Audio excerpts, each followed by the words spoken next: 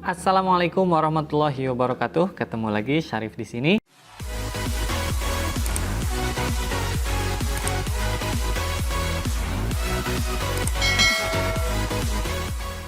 Kali ini kita akan membahas mengenai bentuk akar ya. Ini adalah materi SMP juga yang harus dikuasai saat kita belajar eksponen di SMA.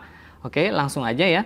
Jadi diingat lagi bahwa bentuk akar itu kan sebenarnya dari bentuk pangkat pecahan ya. Jadi kalau A pangkat M per N itu adalah akar pangkat N dari A pangkat M gitu. Oke, kita lihat aja contohnya langsung. Ya, yang pertama diingat lagi berarti kalau X pangkat setengah itu adalah akar X ya. Jadi 1 dan 2-nya nggak usah ditulis tuh kalau akar pangkat 2 biasanya gitu ya. Berikutnya contohnya adalah Y pangkat 3 per 2. Nah sama, berarti ini kita tulis jadi akar dari Y pangkat 3. Nah ya, si 2-nya biasanya nggak usah ditulis. Oke, contoh berikutnya itu 9 pangkat 4 per 7. Nah ini bisa kita tulis akar pangkat 7 dari 9 pangkat 4. Ya, dan contoh satu lagi, nah ini ada 2021 pangkat 1 per 5, itu bisa kita tulis jadi akar pangkat 5 dari 2021. Yang berikutnya kita akan membahas mengenai menyederhanakan bentuk akar. Jadi kalau kita ketemu akar-akar yang seolah-olah bilangannya besar, padahal itu bisa kita sederhanakan. Kita lihat contohnya. Ya, misalnya akar 8. Nah, akar 8 itu bisa kita ubah jadi 2 akar 2. Nah, caranya kita ubah si 8-nya ini jadi perkalian ya. Jadi 8 itu 4 kali 2 ya. Nah, tapi pilih yang salah satunya itu bisa diakarin. Contohnya ini nih, akar 4 kan jadi 2 ya. Nah, akar 4-nya jadi 2. Sehingga akar 8 adalah 2 akar 2. Oke, kita lihat contoh berikutnya. Akar 45. Nah, ini kita sama, ubah 45-nya jadi 9 kali 5 ya kan. Akar 9 kali akar 5. Nah, akar 9-nya itu berubah jadi 3 kan. Akar 5-nya ya udah diamin aja gitu. Jadi akar 45 adalah sama dengan 3 akar 5. Berikutnya 2 akar 48. Nah, yang 2-nya kita biarin aja di luar. Kita mikirnya yang di dalam akar aja. Nah, akar 48 itu bisa kita ubah jadi perkalian 16 kali 3. Kenapa pilih 16? Karena akar 16 kan ini 4 ya. Nah, akar 16 itu kan 4. 4-nya kita kaliin 2, sehingga jawabannya adalah 8 akar 3. Jadi jangan sampai 48 itu 12 kali 4. Akhirnya jadi 2 akar 12. Benar sih, tapi itu belum sederhana banget gitu ya. Jadi yang paling sederhana ini. Oke, jadi pilihnya yang lain yang bisa diakarin. Berikutnya kita akan bahas mengenai operasi bentuk akar.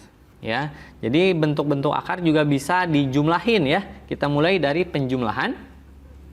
Nah, yang pertama akar X tambah akar X, nah itu bukan jadi X ya, tapi adalah 2 akar X. Berikutnya kalau akar 3 ditambah akar 3 berarti jadi ya betul 2 akar 3 ya. Jadi di sini ada satu cuma nggak ditulis sehingga kita tinggal jumlahin. Ini mirip penjumlahan aljabar ya. Jadi kita bisa dijumlahin atau dikurangin hanya yang sejenis. Sehingga kalau ada pertanyaan akar 3 tambah akar 5 berapa?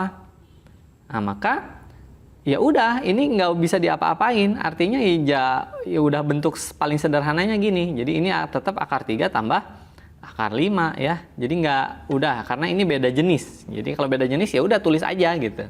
Oke? Yang berikutnya, kalau 4 akar 3 tambah akar 3, nah ini bisa. Ini 4, 1 jumlahin. Jadi 5 akar 3. Ingat, yang di dalam akarnya nggak usah dijumlahin ya. Berikutnya, nomor 5, 2 akar 3 tambah 4 akar 3. Nah ya, berarti jadi 6 akar 3. Oke. Nah ini kalau gimana nih? 3 akar 3 tambah akar 12. Berarti sama kayak yang nomor 3 dong, nggak bisa dijumlah karena beda jenis. Nah, yang tadi kita sudah belajar mengenai menyederhanakan akar ya kan. Sehingga ini kita bisa sederhanakan dulu. Jadi soalnya kita ubah dulu jadi 3 akar 3 ditambah. Nah, akar 12 ingat-ingat 12 itu kan 4 kali 3 ya. Nah, akar 4-nya jadi 2, akar 3-nya tulis lagi gitu, oke. Jadi akar 12-nya kita ubah dulu jadi 2 akar 3. Nah, baru ini kan udah sejenis nih. Nah, kalau udah sejenis berarti bisa kita jumlahin. 2 tambah 3 ya, 3 tambah 2 berarti 5. Jadi jawabannya 5 akar 3 gitu ya. Nah, ini yang contoh-contoh mengenai penjumlahan bentuk akar.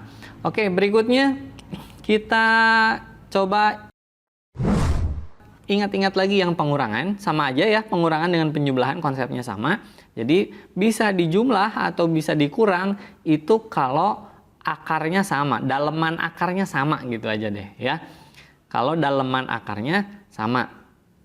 Sehingga kalau akar X kurang akar X ya habis berarti ya 0. Begitu pula akar 3 kurang akar 3 ya sama dengan 0 juga habis. Ya. Nah, tapi gimana kalau akar 3 kurang akar 5?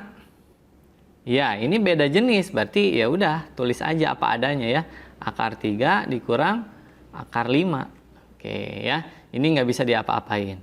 Ya. Berikutnya 4 akar 3 kurangi akar 3. Nah, ingat yang dijumlah atau yang dikurang hanya yang di luar akarnya aja. Ya, kalau di aljabar tuh hanya koefisiennya gitu ya, mirip koefisien. Jadi yang dihitung itu koefisiennya aja. Atau kalau di sini yang di luar akarnya aja yang dihitung. Ya, 4 kurang 1, 3 ya ini harusnya. Oh ya, tipe ini harusnya. Jadi 3 akar 3 gitu ya. Ini jawabannya adalah 3 akar 3. Yang contoh berikutnya 2 akar 3 dikurang 5 akar 3. Ya, berarti tinggal 2-nya aja dikurangi 5. 2 kurang 5 itu min 3. Ya, akar 3-nya tinggal tulis ulang. Oke. Ini yang contoh pengurangan. Begitu pula gimana nih kalau yang 3 akar 3 dikurangi 2 akar 12. Sama seperti yang tadi ya. Berarti kita sederhanakan dulu yang akar 12-nya. Ini soalnya kita tulis ulang jadi 3 akar 3 dikurangi. Nah, yang 2 akar 12-nya ya diingat-ingat aja bahwa 2 dikali, tadi akar 12 kan udah tahu ya, 2 akar 3. Jadi 2 dikali 2 akar 3. Oke, jadi ini 3 akar 3 dikurangi 4 akar 3. Ya, ini nanti kita belajar perkalian akar ya. Jadi yang dikali luar akarnya aja. Jadi 4 akar 3. Jadi jawabannya 3 kurang 4, ya berarti min 1 akar 3. Nah, satunya nggak usah ditulis ya, jadi min akar 3. Oke. Ya, ini contoh penjumlahan dan pengurangan. Berikutnya kita ingat-ingat lagi mengenai perkalian ya, seperti yang sudah dibahas tadi. Kalau perkalian gimana ya? Kalau akar X dikali akar X itu jadi hilang akarnya. Sebenarnya ini didapat dari kalau pakai sifat pangkat juga bisa ya, sifat eksponen bisa. Akar X itu kan X pangkat setengah ya, tadi udah tahu. Jadi X pangkat setengah dikali X pangkat setengah, itu maka jadi X pangkat setengah tambah setengah gitu ya. Jadi X pangkat 1, X pangkat 1 ya udah X. Ya, ini kalau jalan panjangnya gitu ya. Nah, tapi kita udah tahu bahwa akar X kali akar X tinggal ilangin aja akarnya. Jadi X jawabannya. Ya, berikutnya berarti akar 3 kali akar 3 juga 3 ya. Akar 2000 kali akar 2000 ya berarti 2000 gitu, oke. Berikutnya akar 3 kali akar 5 gimana? Nah, kalau ini beda sama penjumlahan ya. Kalau yang penjumlahan kan ditambah yang luarnya aja ya. Kalau ini dikaliin dalemannya. Ya, akar 3 kali akar 5 berarti ya kaliin ya, 3 kali 5 15. Berarti akar 15. Oke. Contoh lagi. Berarti 4 akar 3 dikali akar 3. Nah, ini 4 kali 3 ya. Jadi yang dikaliin hanya akar 3 kali akar 3-nya kan 3. Ya, berarti 4 kali 3 12. Oke. Contoh berikutnya. Gimana kalau 2 akar 3 dikali 4 akar 5? Nah, ini yang dikali luar kali luarnya ya, 2 kali 4 8. Lalu akar 3 kali akar 5 akar 15. Jadi jawabannya 8 akar 15. Oke. Ya, berikutnya 3 akar 3 kali akar 12. Nah, ini sama ya, tinggal kita kaliin aja, berarti 3 akar ya 3 kali 12 itu adalah 36. Apakah selesai?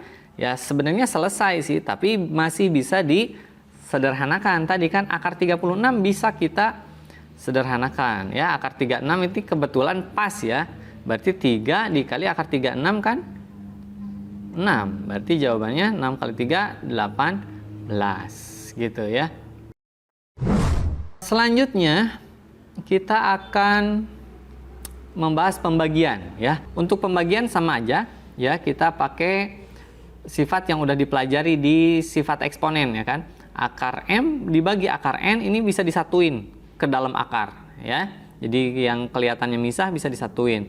Jadi kalau ada ketemu bentuk seperti ini, akar 5 per akar 3, iya ini sama aja dengan akar 5 per 3 gitu ya.